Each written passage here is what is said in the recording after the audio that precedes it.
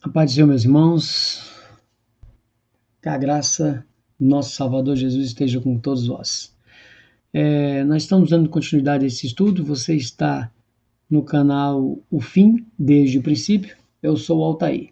Se você não está acompanhando a lição, nós estamos na parte de número 3 da lição de número 5, ok? Então, se você está adentrando agora esse vídeo, para você ter um entendimento melhor, você vai ter que voltar na lição ali na parte 1 dessa lição, porque senão você não vai compreender o que eu estou falando aqui, ok? Caso você queira, mais dúvida, você tem que retornar, ok? Nós já estamos nessa terceira parte e vamos dar continuidade, ok? Vamos lá, estávamos falando justamente da terceira festa, né? Estávamos falando da Páscoa, Asmos, agora vamos falar da festa das primícias. E nós vamos adentrar esse logo slide lá, que é para chegar logo no slide lá, que é para a gente já dar início. Estamos terminando, essa parte é a última, ok? Então, como falamos, estamos na terceira festa, falamos da Páscoa, Asmos, agora as primícias. Elas estão interligadas, onde a Páscoa era no 14º dia do primeiro mês, certo? Dia 15, pães asmos, 7 dias. Pães asmos sem fermento, sem pecado, no 8º dia, para entrarmos à festa das primícias. Por quê? Nós vamos entender agora o que são essas primícias, o que são essas primícias hoje para nós na nova aliança. Então vamos lá. Levítico 23, 9 e 14. Opa, deu tilt. Levítico 23, 9 a 14. Falou o Senhor a Moisés, dizendo: Fala aos filhos de Israel e diz-lhes: Quando houverdes entrados na terra que vos hei de dar, cegardes a sua cega, ou seja, a colheita, né? Apanhar ou fizer a tua colheita, então trareis um molho das primícias da vossa cega, um molho da primícia da vossa colheita ao sacerdote. E ele moverá o molho perante o Senhor, para que sejais aceitos. O molho de trigo era movido para que eles fossem aceitos ao seguinte dia do sábado, ou seja, próximo, né? Chegava no dia de sábado, no próximo dia. Aí muitos colocam aqui o domingo, né? Mas na verdade não dá para a gente destrinchar nessa aula agora, ok? Como eu falei que existem sábados cerimoniais, e se você pensar que os meses nunca, raridade uma data vai dar no mesmo dia da semana.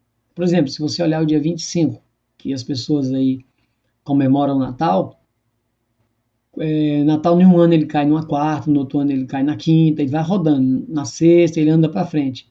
Vocês já notaram isso? Então o dia 14 nunca iria coincidir de cair num sábado para dar certo no outro sábado. Poderia acontecer tantos anos depois isso, mas não. Então o dia 14 ele geralmente ele cairia em outro dia da semana que não fosse sábado. Então quando você contar 7 dias depois do dia 14, com certeza não cairia no outro sábado. Ah, Maltai, mas você tem que ver que eles olham o calendário pela lua. Sim, mas a lua sempre é a lua nova. Quando aparecia a lua nova, o Atalaia dizia, opa! Aí começava a contagem. Mas aí se você vê, ele está 3 para frente, 2 para trás. A questão da lua, ela está para frente e para trás. Ok? Então também isso dificultaria então essa contagem cair certinho de sábado a sábado. Então quando a gente fala que o primeiro dia depois do sábado, a pessoa que bate o martelo entendendo que é o domingo está errado. Não é papo para esse estudo nesse momento. Mas nós vamos tratar. Isso leva um assunto muito sério. A questão do sábado, a questão de quem é o sábado. Hoje nós entendemos que o sábado é Cristo. Cristo é o nosso descanso. Lembra em Hebreus que falou que está faltando um descanso ainda para o povo de Deus? Por quê? Esse descanso veio, mostrou quem ele era, cumpriu o sábado, por isso que ele é o Senhor do sábado. Onde ele vai vir de novo e nós vamos descansar nele. Qual é o nosso descanso? Milênio e eternidade. Vou parar por aqui, mas nós temos um estudo só para falar disso, ok? Até porque o nome dos dias da semana quem colocou foi o homem. Deus colocou primeiro dia, segundo dia, terceiro dia, quarto dia, quinto dia, sexto dia. O sétimo dia que ele colocou o nome, o sabá, ou sábado de descanso. Ele não colocou nome nos outros dias. Quem colocou o nome foram os homens. Esses nomes dos dias da semana são nome de deuses. Deixa para outro dia também, ok?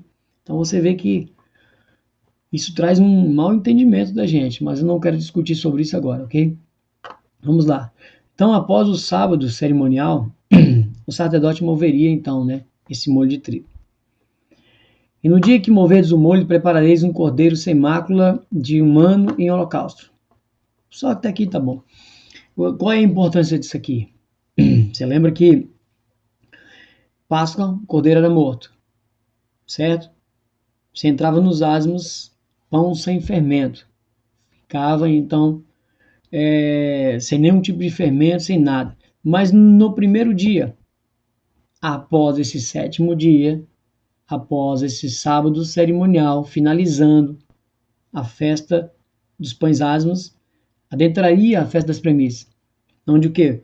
O povo pegava e colhia as premissas do trigo, dali da colheita do trigo, apresentava o molho para o sacerdote pegava o molho e apresentava diante de Deus, ele mostrava diante de Deus, movia, né? Onde ele moverá o molho perante o Senhor. Porque ele oferecia as premissas dessa plantação, os primeiros frutos já dessa colheita. Aí nós vamos entender, por isso que é a festa das premissas. Muitos chamam festas da semana. Aí nós vamos entender por que é festa das semanas e por que é chamado festa das premissas. Premissas são os primeiros frutos, os primeiros trigos ali, o primeiro molho tirado dessa plantação. Para quê? Para que o povo fosse aceito, para que desse continuidade a toda a sequência dessa festa. Vamos lá, você vai saber por que é isso. Todo o ciclo o povo era obrigado a obedecer. Você lembra que era santa convocações, o povo tinha que obedecer essas festas e eles não podiam adentrar no meio, eles teriam que participar da Páscoa, dos asmos, premissas para dar continuidade ao ciclo de festas. Senão o povo não seria aceito. Vamos lá. Então acontecia no dia imediato, ou seja, no oitavo dia que eu falei, né? Um dia após o sábado cerimonial, justamente no 21º dia, e no dia seguinte festejava então o início da colheita. Beleza. Jesus morreu e ressuscitou ao terceiro dia, certo? Como primícias dos que dormem. Vamos lá, alguém tem dúvida? Vamos lá em 1 Coríntios 15, 20 e 23. 1 Coríntios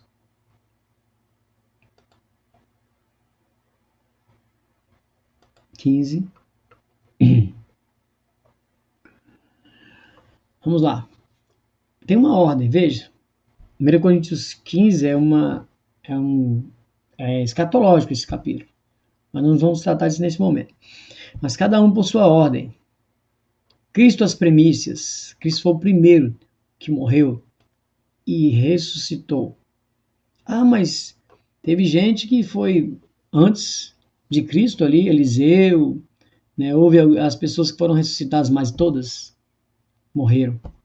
Lázaro, ressuscitado pelo próprio Cristo, ressuscitou, mas não foi glorificado, estava em carne e morreu de novo. Mas Cristo não. Cristo é a primícia. Cristo ele adentrou aos céus. Adentrou ao céu como primícia, primeiro. Então essa ordem, Cristo é primeiro. Ninguém adentrou aos céus antes de Cristo. Não tinha ninguém no céu. Lembra que estavam todo mundo aqui embaixo, no mundo dos mortos, ou seja, o seio de Abraão, paraíso, o seio de Abraão, e o lugar de tormento? Cristo foi aos céus, o primeiro, a primícia. Depois os que são de Cristo na sua vinda.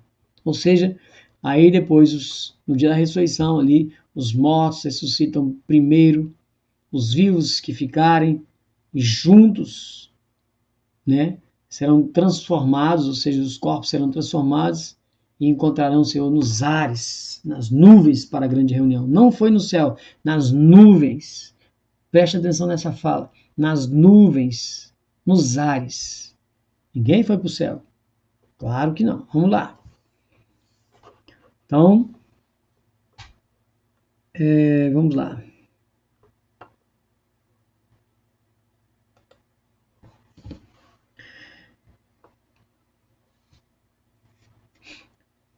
Vamos voltar lá para a gente ler a questão até o 23, para a gente contextualizar melhor. Eu ia adiantar aqui, mas eu fico querendo adiantar, mas se a gente não ler os textos, eles, né, falta contexto. Então é ruim. É ruim demais. Ó, mas agora Cristo ressuscitou dos mortos e foi feito premissas dos que dormem. Então, Cristo foi feito premissas do que dorme. Ele é o primeiro dos que dormem. Ou seja, ninguém foi primeiro do que ele. Você lembra? Acabei de falar aqui. Porque ele morreu, ressuscitou e foi aos céus, ao Pai. Ok? E a palavra dorme aqui, isso remete as pessoas a dizerem que, então está todo mundo dormindo, ninguém sabe de nada, ninguém sabe do que está acontecendo. Não, não, não. A parábola de Rico e Lázaro ali, ela é verdadeira. Existe um tormento eterno, já pré-adiantado para aqueles que assim morreram sem Cristo. E existe um seio, um paraíso, que é um deleite também, um pré-deleite daquilo muito maior que é os céus. Na verdade, nós vamos para o milênio, né?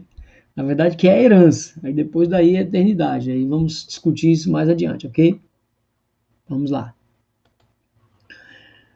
Mateus 27, 51 a 53. Mateus 27, 51 a 53.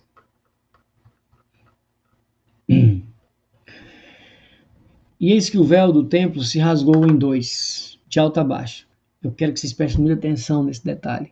Porque muitas pessoas dizem que essas pessoas que ressuscitaram com Cristo foi para o céu junto com ele. Que Deus pegou e apresentou eles como primícias no céu. E vocês vão entender que eles não foram para o céu. Quem foi só Cristo para o céu. Eles continuam no mundo dos mortos, no seio de Abraão. Muitos eu sei que não acreditam, têm dificuldade de entender isso. Nós vamos fazer um estudo sobre o mundo dos mortos. E vocês vão entender que Jesus, quando foi ao mundo dos mortos, no seio da terra, ele trouxe a chave, ou seja, o direito de entrar, o direito de abrir e sair a hora que ele quisesse. Mas ele não tirou as pessoas dali. Eu sei que é difícil você entender agora, mas não tome conclusões precipitadas ou simplesmente feche o seu entendimento por essa fala. Porque essa revelação é muito grande. Você vai entender, principalmente para entender Apocalipse, quando o mundo dos mortos é aberto. Quando todo olho verá, inclusive os que transpassaram. Então não perca essa revelação. Não tire suas conclusões antecipadas. Mas vamos lá, é muito importante isso aqui. Você tem que entender isso aqui. Se você não entender isso aqui, você não vai compreender de forma nenhuma. E eis que o véu do templo se rasgou em dois, de alto a baixo, e tremeu a terra, e fenderam as pedras, e abriram os sepulcros, e muitos corpos de santos que dormiam, eles não estavam acordados, como eu falei, dormiam, foram ressuscitados, que a palavra dormir aqui significa morrer. Os santos que morreram foram ressuscitados. E saindo dos sepulcros, depois da ressurreição dele, Cristo ressuscitou, eles ressuscitaram, depois eles saíram dos sepulcros. Entraram na cidade, preste atenção nessa fala, entraram na cidade e apareceram a muitos. Apareceu a muitos. Ok? Grave isso aí, você vai entender agora. Então veja, Cristo ressuscitou, esses ressuscitaram, você vê que eles não foram no céu. Eles foram para a cidade e apareceram a muitos. Aí muitos pensavam assim, não, porque eles apareceram igual fantasma. Igual Cristo quando descer, né, depois que ele ressuscitou, foi aos céus, ele então começa a aparecer 40 dias aqui na terra, ainda pregando para os discípulos e tal, aparecendo aqui e ali. Então eles entenderam que era mais ou menos isso. Essas pessoas foram no céu e voltaram e ficaram aparecendo. Não, não, não. Eles se levantaram, saíram dos seus sepulcros, onde eles tinham morrido, onde tinham sido enterrados, e apareceram na cidade para muitos. Quer ver como é que você vai compreender? Muitos perdem essa revelação muito grande e maravilhosa. Agora nós vamos lá em Hebreus para saber justo no capítulo, lógico, que fala dos heróis da fé. Veja que tremendo, as pessoas não prestam atenção. Hebreus 11, 35, 40. Hebreus 11, 35, 40. Capítulo que fala dos heróis da fé. Veja que tremendo. Olha essas pessoas, quem são elas que apareceram para muito? As mulheres receberam pela ressurreição. As mulheres da onde? São várias. Muitos santos ressuscitaram, né? Quando Jesus ressuscitou, certo? As mulheres receberam pela ressurreição. Pelo quê? Ressurreição seus mortos. Uns foram torturados, não aceitando o seu livramento, para alcançarem uma melhor ressurreição. Veja, por quê? Porque eles foram ressurretos, mas eles viram que tinha algo muito melhor do que aquilo, do que esse plano terreno. Então eles preferiram, pelo testemunho de Cristo, morrer de novo, porque eles sabiam que tinha uma melhor ressurreição, que era naquele grande dia. Cara, é tremenda essa revelação. E outros experimentaram escárnios, outros eles. Alguns morreram para poder, né, uma melhor ressurreição. E outros experimentaram escárnios, açoites, apanharam, e cadeias e prisões. Foram apedrejados, serrados, tentados, mortos a fio da espada. Andaram vestidos de peles de ovelha e de cabras, desamparados, aflitos e maltratados. Cara, veja, homens dos quais o mundo não era digno. Não era digno porque digno daqueles que ressurgiram dos mortos. Porque eles queriam acabar o testemunho. Você lembra de Lázaro, que eles tentaram matar Lázaro e Jesus, porque Lázaro era uma testemunha viva, que andava, né, que morreu e Jesus ressuscitou. Era uma prova viva. Estes que ressuscitaram com Cristo também eram uma prova viva. O que eles fizeram?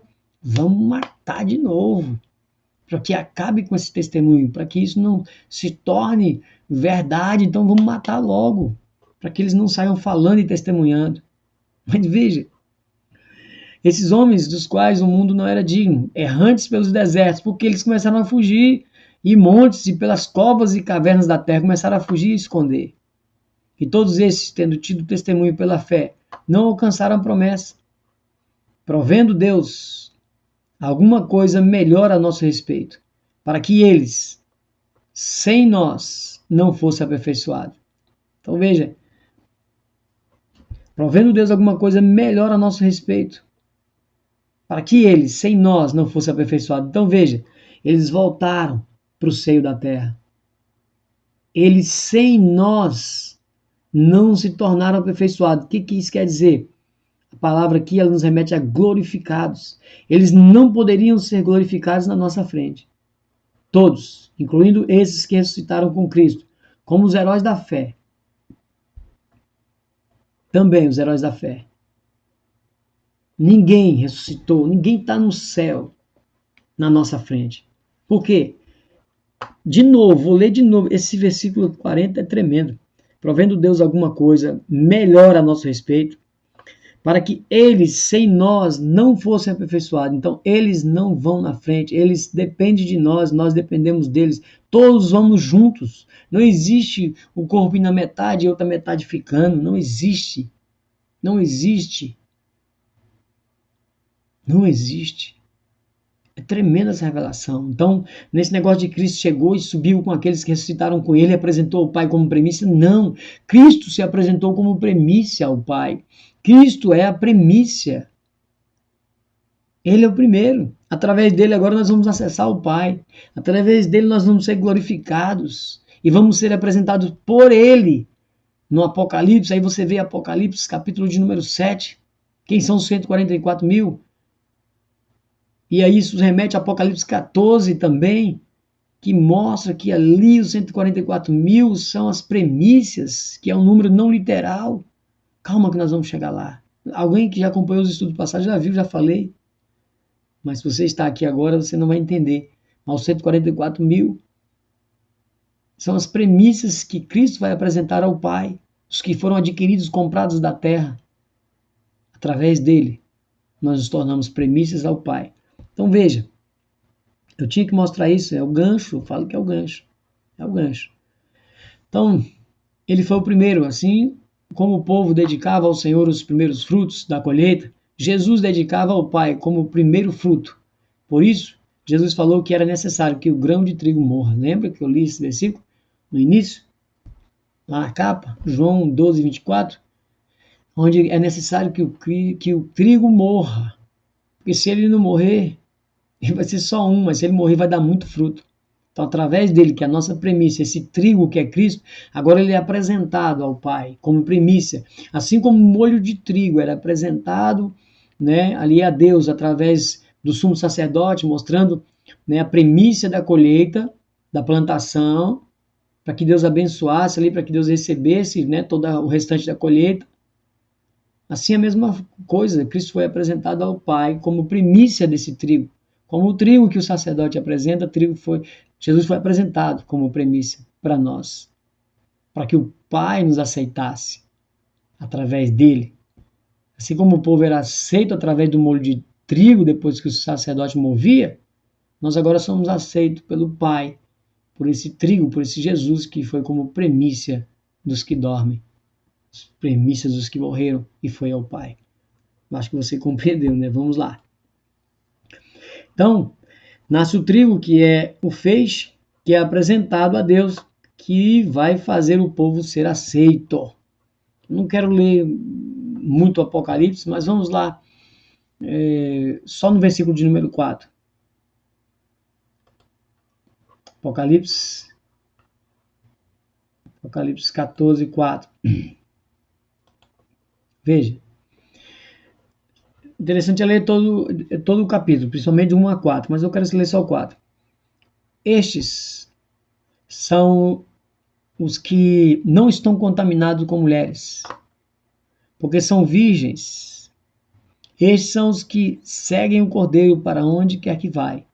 Estes são os que, dentre os homens, foram comprados como primícias para Deus e o Cordeiro. Aqui nós vemos altas revelações. Se você quiser entender este capítulo, você tem que ir para o capítulo de número 7. 7 de 1 a 4. Aí você vai ligar com 14 de 1 a 4. Quem são 144 mil? Os que são selados lá no capítulo 7, que agora são apresentados aqui diante de Deus, que se tornaram sacerdotes. Lá eles são colhidos, aqueles já estão diante, recebendo então a glorificação, se tornaram sacerdotes, já estão tocando harpas. Não vou tratar disso agora neste momento, mas os 144 mil são as premissas que foram compradas. Muitos alegam que a igreja saiu, já foi arrebatada lá no capítulo 4 até o 5, já a igreja não fala mais igreja aqui, né, no Apocalipse mais. Estão enganados. Estes são os que não estão contaminados com mulheres. Lembra do estudo passado do casamento? Não estão contaminados com as mulheres, com a grande prostituta, com a Babilônia, ali de Apocalipse 12, Apocalipse 13, Apocalipse 17. Apocalipse 17, a grande Babilônia. Eles não estão contaminados porque não receberam o sinal, porque são virgens. Por que são virgens? Porque agora se tornaram os santos virgens, porque é necessário que se tornem virgens, porque é para casar, para ser participante, como noiva do Cordeiro. Esses são os que seguem o Cordeiro, para onde quer que vai, porque virgem, porque receberam o sinal do Pai e do Filho. Recebeu o nome do seu Pai e o nome dele. Lembra? Aqueles que são selados, o sinal é o nome do Pai e do Filho, e são selados pelo Espírito Santo. Né? A Trindade. Se você pegar a besta imitando, você vai ver que a besta, também os que são marcados pela besta, ela é marcado com o sinal, com o nome e com o número. Também, a triunidade satânica. Mas isso é um papo, ponto de estudo que nós vamos fazer lá quando estivermos no estudo de número 11, né? Se não me engano, número 10 ou 11, nós vamos falar das bestas do Apocalipse, depois do estudo de Daniel. Mas vamos lá. Então, esses são os que dentre os homens foram comprados. Comprados, quem pagou o preço? Cristo pagou o preço. Como é que a igreja não está aqui? Cristo pagou o preço, os santos, naquela cruz. Foi adquirido como primícias para Deus e para o Cordeiro. Então, aqueles que estão em Cristo, que morreram em Cristo, foram comprados, o preço foi pago por eles. E agora? Cristo vai apresentar ao Pai como primícia. No capítulo 7, eles são apresentados como primícia, são selados. Aqui eles já receberam o selo e já se tornaram sacerdotes, rei, já receberam a bênção, porque são virgens. E agora eles acompanham o Cordeiro para onde quer que ele vai. É tremendo. Não vou, para aumentar mais essa revelação, eu fico com vontade tremenda de aumentar a revelação aqui, mas aí os estudos começam a crescer demais. E tem gente que não consegue acompanhar os estudos longos, né? Eu tento fazer ele pequeno, mas, meu irmão, tenha paciência. Se você não conseguir ver de uma vez, você divide você mesmo. Não perca essa revelação, não aproveita. Se deleite. Eu chamo isso de um maná que vem do céu, irmão. Isso é tremendo, tremendo. Não perca essa oportunidade. Quantos queriam ter essa oportunidade de aprender e não conseguem, não podem? Pense nisso. Vamos lá. Mas aí, então, essa festa das primícias, né? Festas das semanas. A primícia era apresentada ali. Essa festa da semana, então, chama a festa das primícias uma festa da semana. Por que ela é chamada festa da semana? Porque, na verdade, nós temos, então, quando você entra no primeiro dia que o trigo o molho de trigo é apresentado ali no primeiro dia, você dá início a essa festa das semanas. Mas aquele do trigo é o primeiro dia, é a primícia da colheita. Agora a festa das semanas aqui, a primícia semana é a mesma coisa, porque agora você vai passar a uma contagem de 7 semanas. Vamos ler, antes de eu comentar, vamos ler Levítico 23, 15 a 21, aí eu vou fazer um comentário. Levítico 23.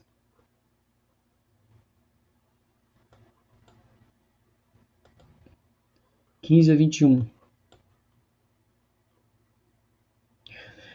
Depois para vós contareis desde o dia seguinte ao sábado, desde o dia em que trouxerdes o molho da oferta movida, 7 semanas inteiras.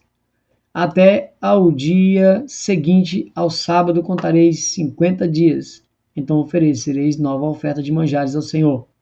Das vossas habitações trareis 2 pães de movimento, de 2 dízmas, e de farinha farão levedados e cozerão. Primícias são ao Senhor. Então veja, agora você vai ver que no último dia você vai contar 7 semanas inteiras, ó. 7 semanas inteiras. Então 7 vezes 7, 49. Então do dia que apresentou o trigo, né? No dia que apresentou o trigo, no dia seguinte você vai contar 7 semanas inteiras, que dá 49 dias.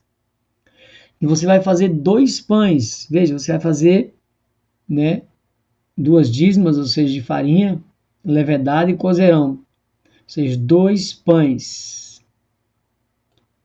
E vão apresentar. Só que agora eles são levedados. E vão apresentar como primícia ao Senhor. Aqui tem altas revelações aqui, irmão. Altas revelações. Hoje nós vemos que aquele trigo que foi apresentado ali como primícias para o Senhor, agora ele foi moído.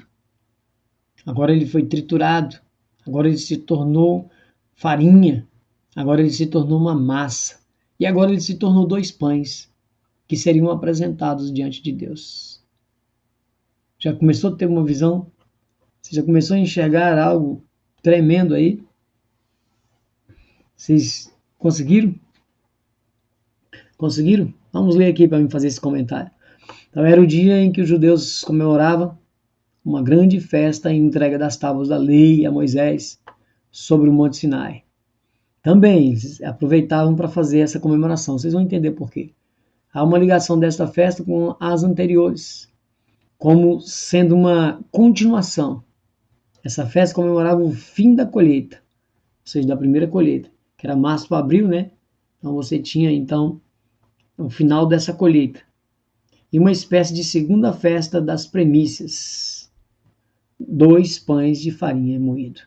Então é como se você teve a festa das primícias como se fosse lá no primeiro dia, agora como se você tivesse fechando essa festa das semanas como se fosse uma segunda festa das primícias. Só que agora O oferecimento de algo feito, de 2 pães, feito com a premissa que foi apresentada no primeiro dia.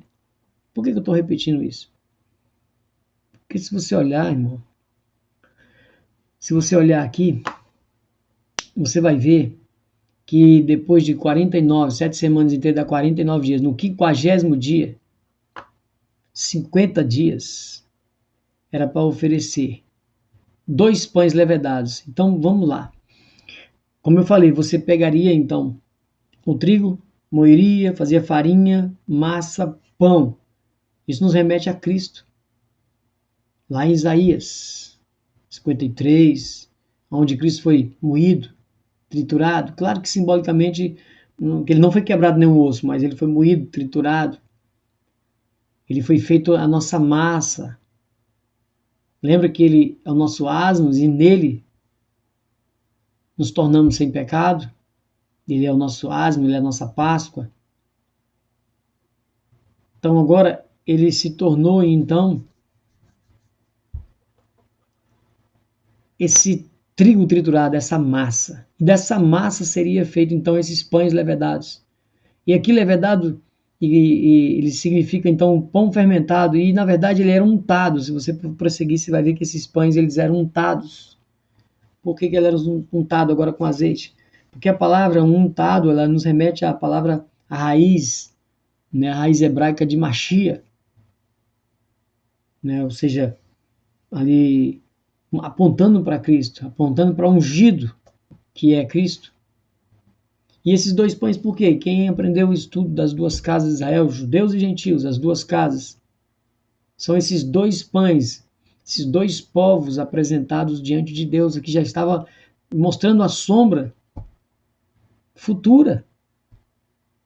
Então já estava mostrando essas 2 casas de Israel, judeus e gentios que seriam apresentados como premissas para Deus.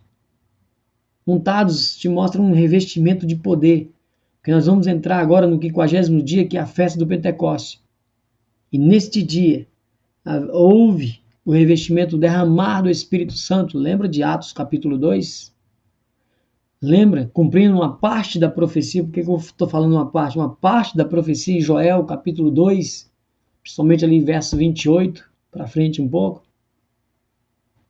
Então esses pães, eles representavam as 2 casas de Israel, agora sendo revestidos com o poder, para serem testemunhas diante de Deus, para serem apresentados diante de Deus. Vamos prosseguir. Vamos lá. Então o Pentecoste cumpriu-se cronologicamente em tempo exato. Veja. Então veja. 49º, no 50º dia era Pentecoste, ou seja, as 2 casas, o povo estava recebendo o revestimento do Espírito Santo. Então o Pentecoste cumpriu-se cronologicamente em tempo exato. Vamos lá em Lucas.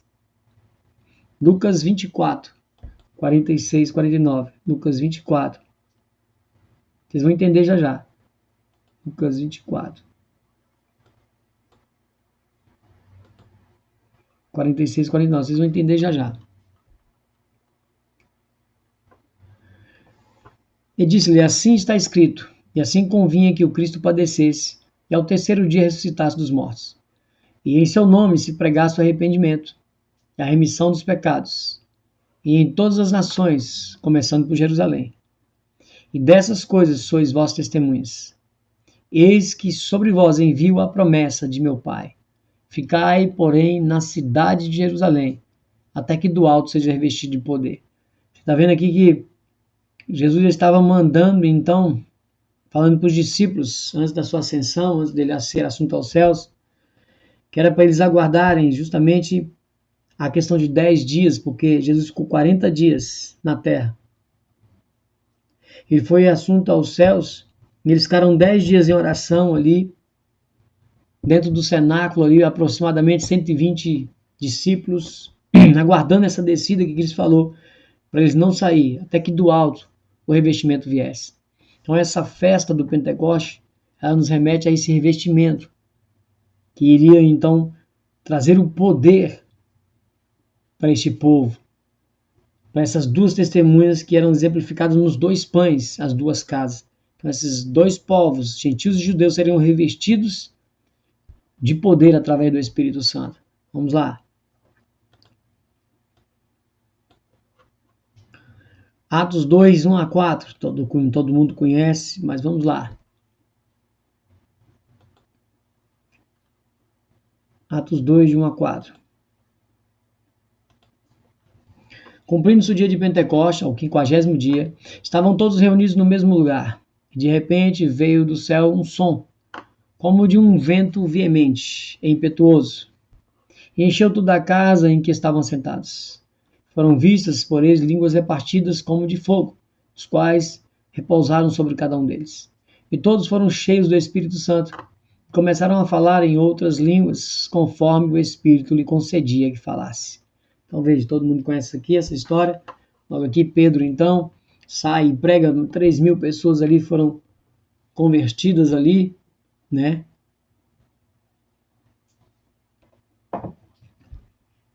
Ali 3.000 pessoas foram convertidas. Pedro falou, esses homens não estão embriagados, irmãos. E aí ele começa a pregar essa profecia que está se cumprindo agora, é o que Joel falou. Joel capítulo 2, ele então fala a profecia de Joel. É o que nós vamos ver agora. Joel 2, 28. Pedro repete, pronuncia justamente isso, né? Que o que estava acontecendo ali era o cumprimento dessa profecia. Mas nós vamos ver que essa profecia ela se cumpriu só em partes. Vocês vão entender por que já já. Joel 2, 28. Vamos lá. Eu só vou ler o 28 por enquanto, vocês vão entender já já. E há de ser que depois derramarei o meu espírito sobre toda a carne. Aí sobre as duas casas, sobre os dois pães, né? Entenderam, né? E vossos filhos e vossas filhas profetizarão, e os vossos velhos terão sonhos, e os vossos jovens terão visões. Então o que estava acontecendo? E também sobre os servos e sobre as servas, naqueles dias derramarei o meu espírito. Então veja, estava acontecendo isso, e Pedro citou isso aqui, que naquele dia estava havendo um derramamento de espírito sobre toda a carne. E eles começaram a falar em línguas. E houve derramamento mesmo de poder ali, meu irmão. Se vocês entenderem que eles estavam no cenáculo, e eles estavam falando em línguas, ali haveria que 12, 14 nacionalidades, a Bíblia ali, o próprio capítulo diz que ali havia povos de todas as nações, debaixo do sol, todas as nações da terra, então haveria todo tipo de língua ali, naquele momento. Está em Atos capítulo 2, não vamos ler agora não, mas está lá. Então você vê que Pedro sai e fala que todos que estavam ali fora estavam vendo falar em línguas, estavam entendendo seus idiomas, né, cada um no seu idioma, e o que aconteceu, o que estava acontecendo ali. E aquelas pessoas estavam entendendo, e aí fala que eles lá, é a terceira hora e já estão embriagados. E era 9 horas da manhã, terceira hora. E Pedro sai, escuta e fala, não, irmãos, não estão embriagados. Isso está se cumprindo o que disse Joel, que ia ser derramado o Espírito sobre toda a carne.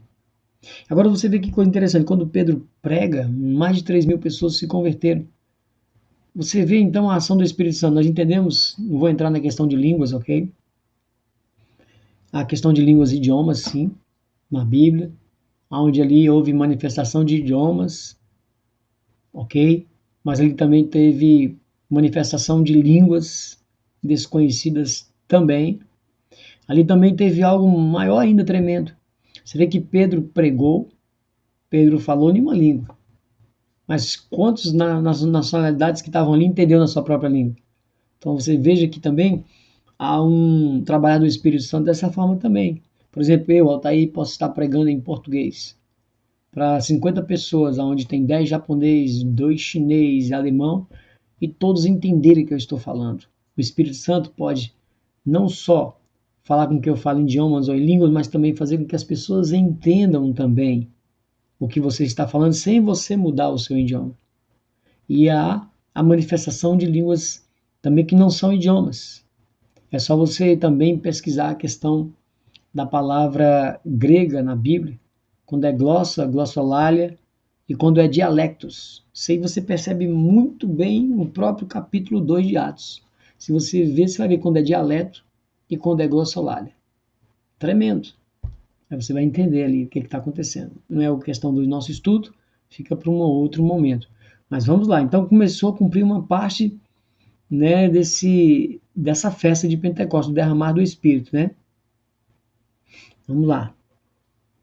E com a descida do Espírito Santo foram apresentados a Deus quase 3.000 pessoas. Lembra que eu falei? Aqui justamente está essa pregação de Pedro, onde Atos 2,41 está justamente confirmando isso que eu falei.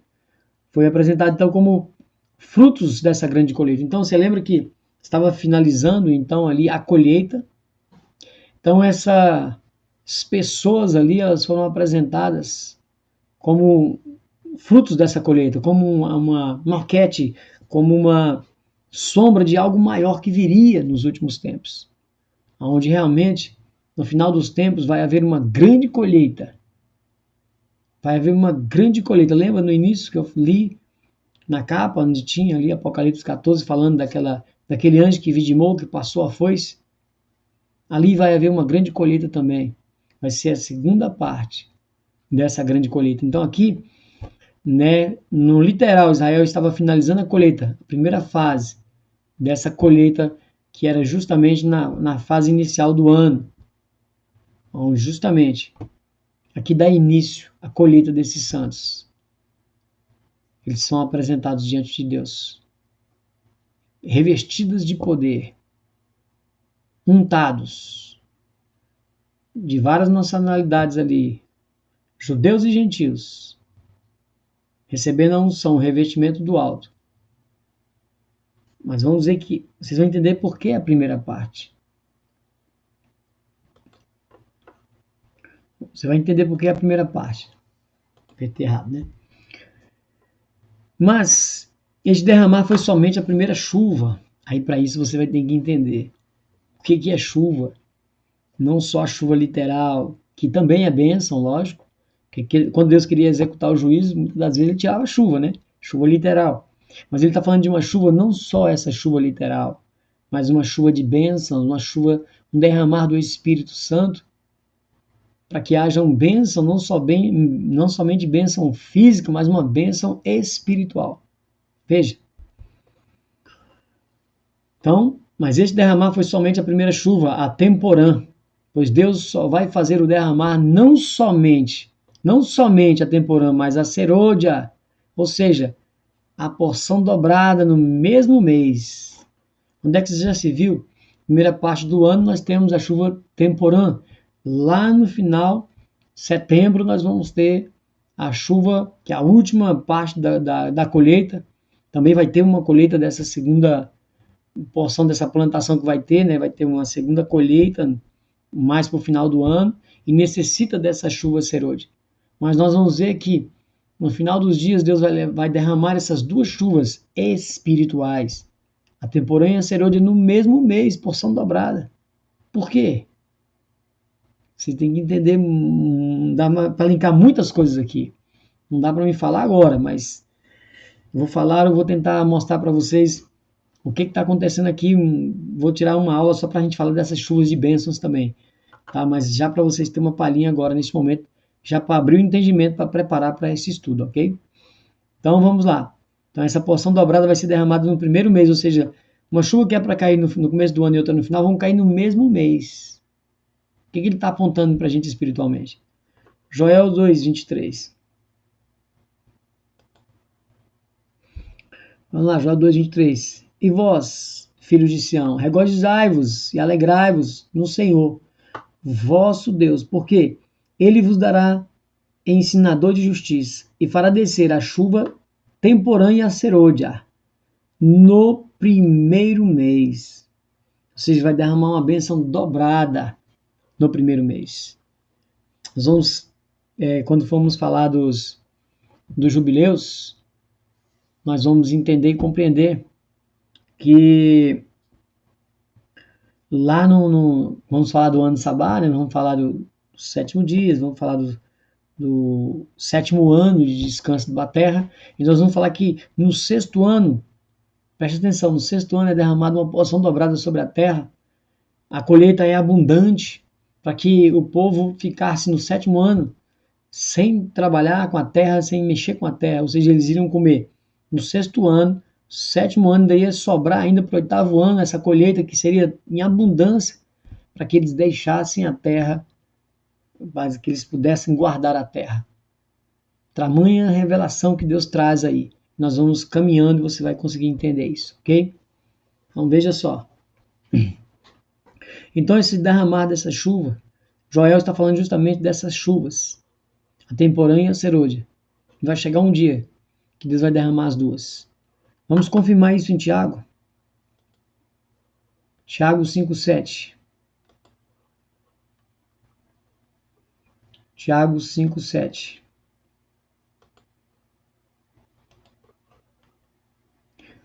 Sede, pois, irmãos, pacientes até a vinda do Senhor.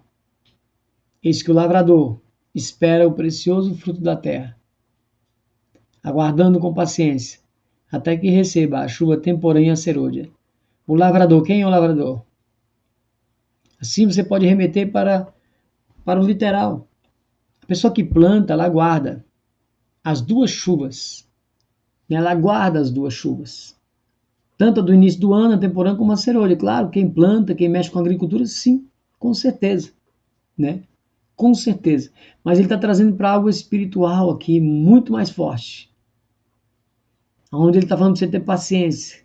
Que o lavrador espera, justamente. Quem plantou, quem é dono da plantação, espera que a terra produza fruto, aguardando com paciência até que receba as duas chuvas, a bênção dobrada, que está aguardando.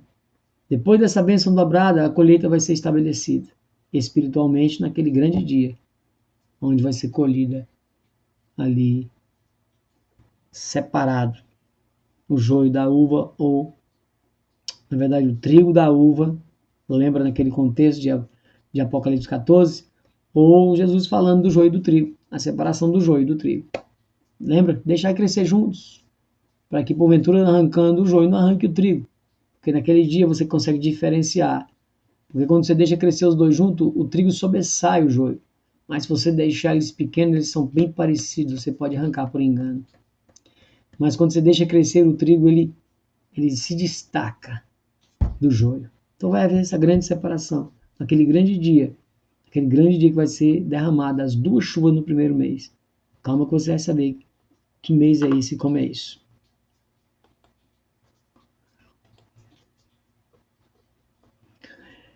Essa festa ensina a ter compromisso com Deus e com a comunidade, a repartir os dons e sermos gratos. Reflete maturidade espiritual. Então veja, nós temos então no literal, o povo de Israel, eles participaram da colheita, agora, né, fizeram então ofereceram a premissa, foi aceito por Deus, produziram o pão, produziram o alimento, a subsistência, e agora estão agradecendo a Deus ali, né, por toda a provisão concedida nessa primeira colheita, estão se alegrando. E nós, para nós no espiritualmente, ela nos ensina justamente que nesse dia, nesse grande dia dessa festa, onde Cristo morreu por nós, nos tornou asmos, nos tornamos então pão, massa, nos tornamos então revestidos com azeite, untados, recebendo a unção do Espírito Santo. E através dessa unção nos mostra o compromisso, porque agora nós, através do Espírito Santo, nos traz uma responsabilidade maior, ungidos para a obra, né? Ou seja, recebendo essa capacitação, esse revestimento, essa unção para a obra. E nós vemos que isso nos reflete maturidade espiritual, através de quê? Dos dons espirituais que Paulo nos mostra, onde ele é repartido conforme lhe apraz no corpo, e ele dá a cada um conforme ele quer. E esse derramar do Espírito Santo ali de Pentecostes nos aponta para esse primeiro revestimento, né, que nos faz untados, nos faz ungidos, e passamos então a receber essa porção, essa primeira parte dessa chuva, esse primeiro revestimento para podermos então prosseguir nessa caminhada, testemunhando e testificando de Deus através do poder manifesto do sobrenatural, através dos dons. Lembra quando falamos da multiforme sabedoria de Deus? Aqui eu não vou ler esse texto dos dons. Então o Espírito nos concede para que nós possamos exercer e sempre o ministério, sempre para edificação do corpo, nunca para edificação de nós mesmos. Então nós vamos receber essa porção, vamos receber essa unção. Então nós vemos que se cumpriu 3 festas e meia. Por que, Altair, que você está falando que é meia? Espera aí. Você vai entender já porque é meia, eu vou te falar. Nós vamos voltar já para Efésios, para Joel, capítulo 2. Mas vamos voltar logo para a gente fechar. Não sei se eu coloquei essa questão de porque eu mudei o estudo, então não sei se eu coloquei realmente essa questão dessa discussão para mostrar que realmente é meia. Mas vamos lá, Joel 2. Espera aí, para a gente não fazer confusão.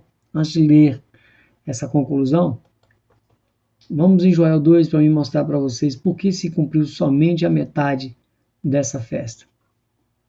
Por quê? Nós temos como mencionar isso. Então nós lemos aqui, ó, o 28, não foi? Nós lemos o 28. E há de ser, vou ler de novo para dar um contexto para você saber que se cumpriu somente a metade, somente uma chuva. Ó, um pouquinho antes ele falou para mim que se cumpriria 2 chuvas no mesmo mês, né? Mas vamos lá.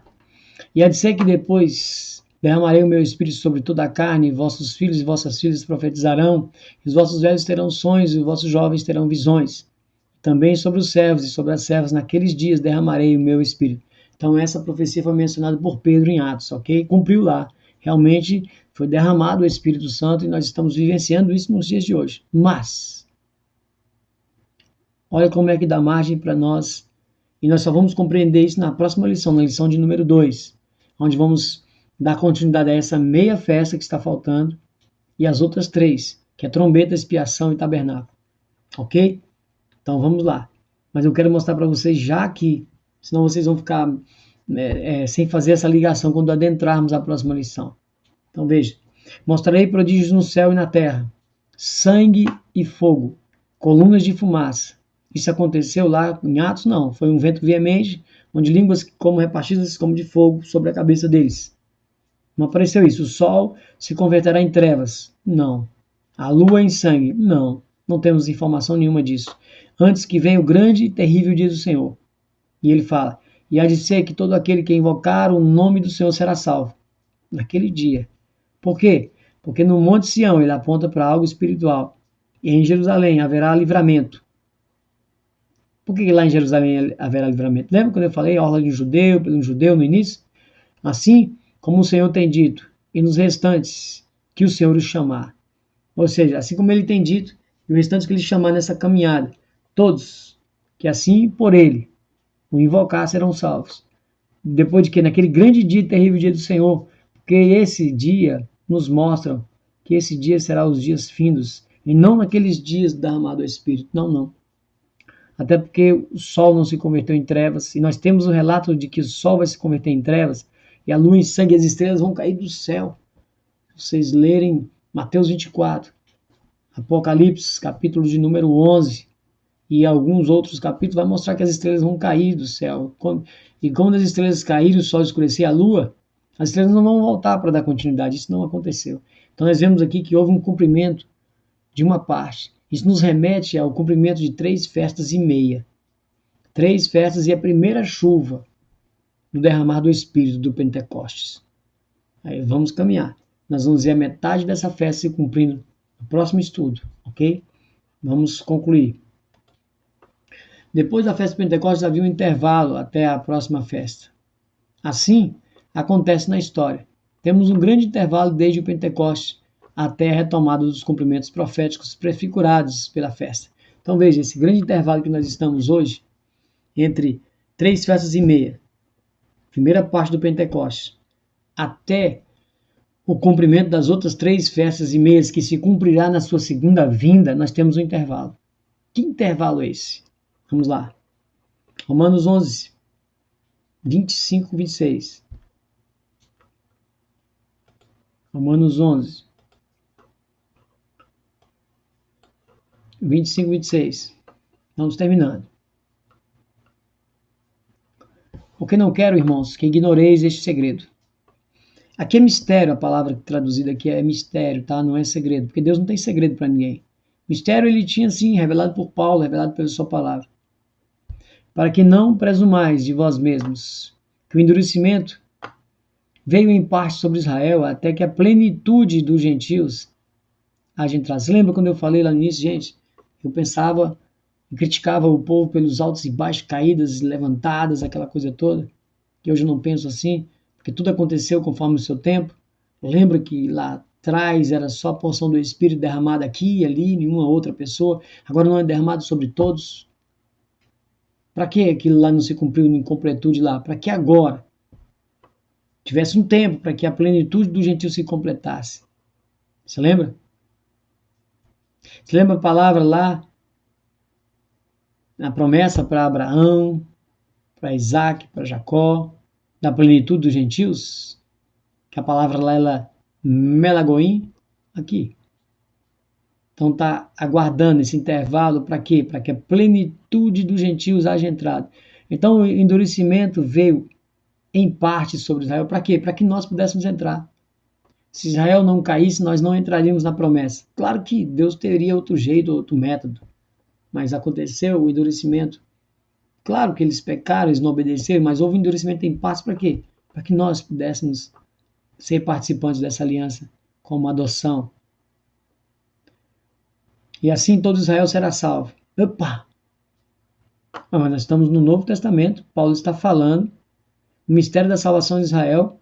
Quando nós entendemos que nós somos as duas casas, nós somos judeus e gentios, nós entramos por doação, falamos sobre isso nas lições, na questão das duas casas. Então nós somos o Israel espiritual. Aí nós vamos entender aqui, sem nenhum problema. E assim todo Israel, nós estamos aqui dentro, os 2 pães, as 2 casas, gentios e judeus, será salvo. Como está escrito, de Sião virá o libertador. Quem? E desviará de Jacó e impiedade. De novo, de Jacó e impiedade, que não é igreja, não é nada. Por quê? Porque nós estamos aqui dentro. Ó. Então, de Sião virá o libertador. Cristo é o libertador. Cristo vai nos unir a um povo chamado Israel espiritual, onde as 2 casas, judeus e gentios juntos, serão libertos. E esse será o meu conserto com eles, quando Deus tirar os seus pecados. Tá vendo?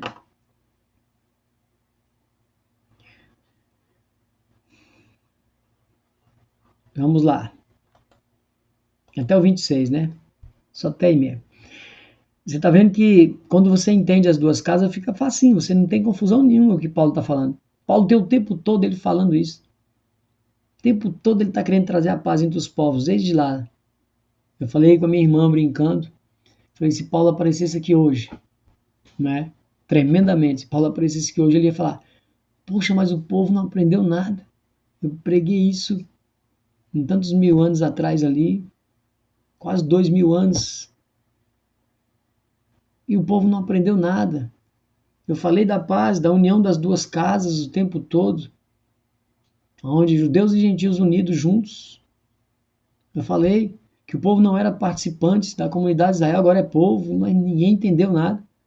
Paulo ia fazer do mesmo jeito.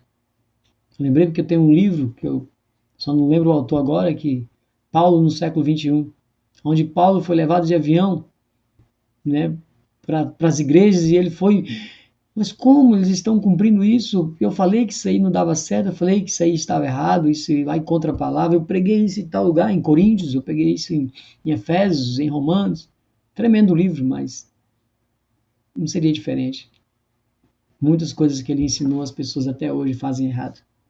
E olha que Paulo, grande teólogo, escreveu 13 cartas. 13. Até hoje há confusão. Aqui é uma delas. Quando ele fala assim, todo Israel será salvo. Quando nós entendemos as 2 casas, nós estamos aqui dentro, judeus e gentios. Quando não se entende, pensa que ele está falando somente ao povo de Israel. Perdeu a bênção. Mas vamos lá. Efésios 1:10. Efésios 1:10. Tá acabando. Paciência, meu irmão. Vamos voltar um versículo. 9:10. Descobrindo-nos o mistério. Paulo já descobriu o mistério. Ele está falando mistério para mim. Lembra? O mistério da sua vontade, segundo o beneplácito que propuser em si mesmo. Segundo a sua vontade que ele propuser em si mesmo. De tornar a congregar. Tornar a congregar, gente. A juntar. A unir em Cristo todas as coisas na dispensação da plenitude dos tempos. Esse tempo, esse intervalo. Tanto as que estão nos céus como as que estão na terra. Veja. É nele, gente. É nele. É nele. É tremendo isso aqui. Se você continuar lendo o capítulo, você vai ver o que ele está falando. Mas como nós falamos dessa união das duas casas, eu não vou estar repetindo aqui que o objetivo desse estudo é as festas, ok? Se você tem alguma dúvida, você vai ter que voltar nos estudos lá. Vamos lá. Então, temos 3 festas e meias cumpridas e nos resta um derramar do Espírito, chuvas. Concluindo, as festas do Pentecoste, que é os santos no grande avivamento, como que diz Mateus 24. Mateus 24 vai dizendo que naqueles dias vai ter um grande derramar do Espírito, um grande avivamento em toda a terra. Então verá o fim. E que o Evangelho será pregado em todo o mundo, na tribulação, pelas 2 testemunhas. Nós vamos ter um estudo sobre as 2 testemunhas, casa de Judá e casa de Israel, ou seja, judeus e gentios. Lembra que quando falamos das 2 casas, Israel foi pulverizado nas nações, Israel deixou de cumprir a lei, Israel então se tornou gentios. Então Judá e gentios, os 2 povos, os 2 pães, as 2 testemunhas diante de Deus. Judeus e gentios. Vamos lá, Apocalipse 11, de 1 a 6. Apocalipse 11, de 1 a 6. E foi-me dada uma cana semelhante a uma vara, e chegou um anjo e disse: Levanta-te e mede o templo de Deus, e o altar, e os que nele adoram. Deixa o átrio que está fora do templo, não meças, porque foi dado às nações, e pisarão a cidade santa por 42 meses. 42 meses é 1260 dias, 3 anos e meio. Tá? Quem está estudando já sabe que isso aqui nós vamos frisar mais e melhor um pouco quando formos estudar do arrebatamento e quando formos falar da besta, ok? E do anticristo. 42 meses é 1260 dias, 3 anos e meio, ok? Tempo, tempos e metade de um tempo. Darei poder às minhas 2 testemunhas, judeus e gentios, e profetizarão por 1260 dias, ou seja, 42 meses, vestidas de pano de saco. Essas são as 2 oliveiras, a Estequilá e Zacarias, 4, né? 14. E ver quem são essas 2 oliveiras. Quem são as 2 oliveiras? Está em Romanos, capítulo de número 11. Você vai saber quem são as 2 oliveiras. A oliveira boa e a oliveira brava. A oliveira verde e a oliveira brava. Né? As 2 oliveiras, 2 castiçais, que estão diante do Deus da terra. Quem são os 2 castiçais, né? E se alguém lhe quiser fazer mal, fogo sairá da sua boca e devorará os seus inimigos. Fogo aqui é a palavra de Deus conforme de Jeremias, tá? Não é fogo, dragão não, ok? E se alguém lhe quiser fazer mal, importa que assim seja morto. Então, o que acontece? Eles vão profetizar até a metade da semana.